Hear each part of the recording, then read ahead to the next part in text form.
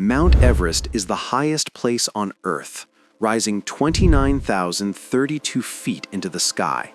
But above 26,000 feet lies a region climbers fear more than anything else, the death zone. Up there, the human body slowly shuts down. Oxygen is only 1/3 of what we breathe at sea level. Every step feels like torture. Judgment fades, and small mistakes become fatal.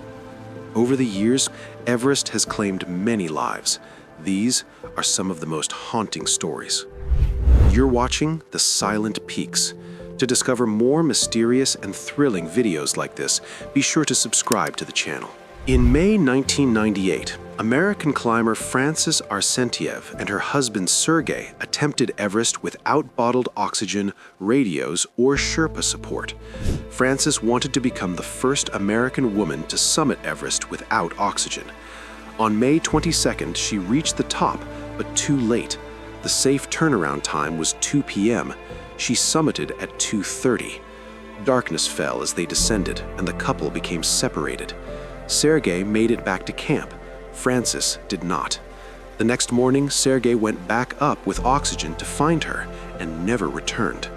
A British climber later found Frances lying just below the summit, barely alive after more than 24 hours in -40-degree temperatures and hurricane-force winds. Severe hypothermia had caused paradoxical undressing. Her body was frozen stiff. Rescue was impossible at that altitude. She died that night. Climbers later called her Sleeping Beauty because her face looked peaceful, as if she were asleep. Sergey's body was found the following year. He had fallen while trying to reach her.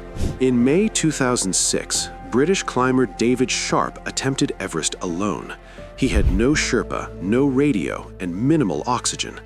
During his descent, he took shelter inside Green Boots Cave at nearly 28,000 feet. He was exhausted, freezing, and barely conscious.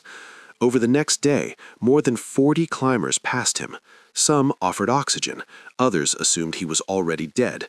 Many continued toward the summit. Sharp died on May 15, 2006. His death caused global outrage and raised painful questions about responsibility and morality on Everest. One of the earliest tragedies was Hannelore Schmatz in 1979. She became the first woman to die on Everest. Against worsening weather and advice to turn back, she pushed for the summit and succeeded, but paid the price on the way down. Exhausted and out of oxygen, she spent the night in the death zone. By morning, her companions were dead. She collapsed just a few hundred feet above safety. Her body remained upright on the route for years, becoming a chilling landmark before being swept away by a storm. The deadliest single day on Everest came on May 10, 1996. Veteran guide Rob Hall refused to abandon his client Doug Hansen, even as a massive storm trapped them near the summit.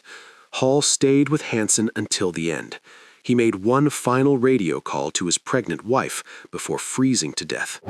8 climbers died that day, including fellow guide Scott Fisher, who also stayed behind to protect his clients as his body shut down from exhaustion and altitude sickness. In 2012, Canadian climber Shreya Shah Chlorfine reached the summit after hours of delays in overcrowded climbing lines. She arrived far too late and was already severely impaired by altitude. Sherpas tried desperately to bring her down, but her body gave out during a storm. She died during the descent, another victim of summit fever.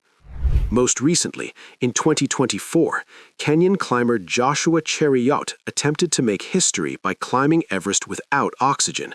Just 160 feet below the summit, his mind began to fail from lack of oxygen.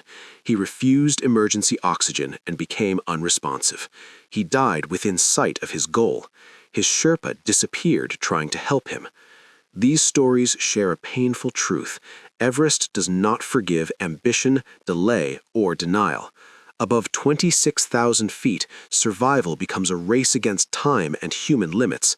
Many who die on Everest are not reckless. They are determined, skilled, and driven, but the mountain is stronger than all of them.